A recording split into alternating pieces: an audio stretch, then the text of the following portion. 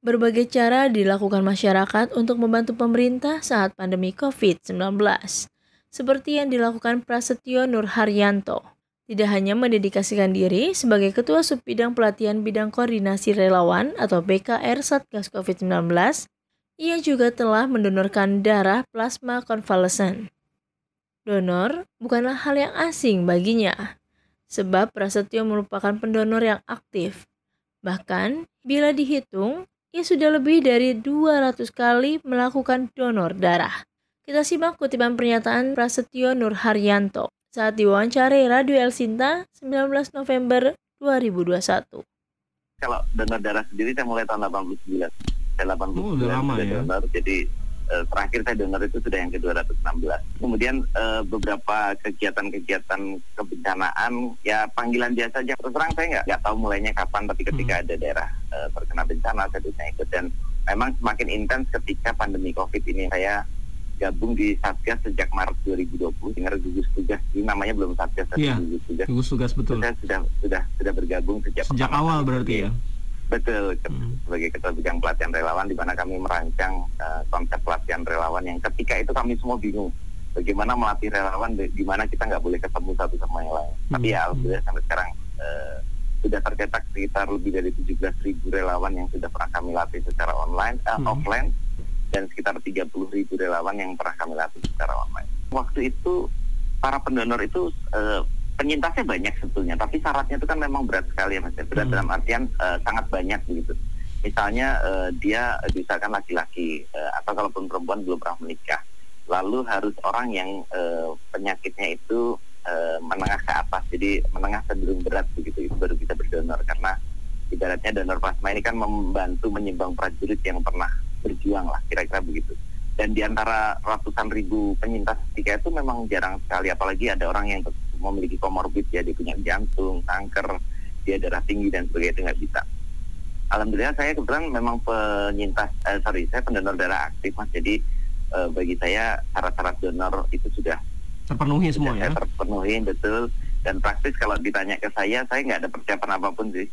Bahkan orang rata-rata hanya berdonor bisa 2-3 kali, waktu itu saya bisa berdonor 5 kali dengan total 11 kantong. Selain itu, Prasetyo Nur Haryanto juga menulis buku kisah inspiratif saat menjalani isolasi mandiri. Buku tersebut dicetak dan hasilnya didonasikan kepada anak penderita kanker.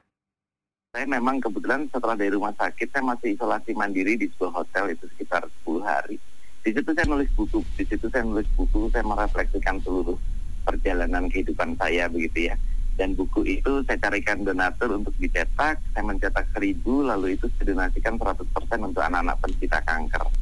Jadi message yang ingin saya perkenalkan sebenarnya, ya COVID itu tidak selamanya berdampak jelek begitu ya. Bahkan di saat-saat terburuk pun kita bisa melakukan sesuatu buat orang lain. Dan alhamdulillah buku itu tercetak dan bisa membantu anak-anak penderita kanker di sebuah komunitas, namanya Komunitas Tauhad. Kini, kasus COVID-19 mulai teratasi. Prasetyo menyatakan hal ini diraih dengan hasil gotong royong bersama, baik pemerintah maupun masyarakat. Maka dari itu ia berharap semua pihak tetap fokus, baik dalam meningkatkan 3T, testing, tracing, treatment, maupun 3M, memakai masker, mencuci tangan dengan sabun, dan menjaga jarak, untuk mencegah terjadinya gelombang ketiga COVID-19, dan kedepannya diharapkan pandemi dapat segera berlalu. Semua pasti senang ya Mas, terutama senang karena kita bisa melampaui ini dan program-program yang dilakukan oleh pemerintah berjalan efektif gitu ya. Mulai vaksin, penanganan yang selama ini ditangani juga saya rasa efektif, dan kita semua berharap benar-benar Indonesia bisa melalui masa-masa sulit ini, dan kedepannya mudah-mudahan sekali lagi kita belajar banyak.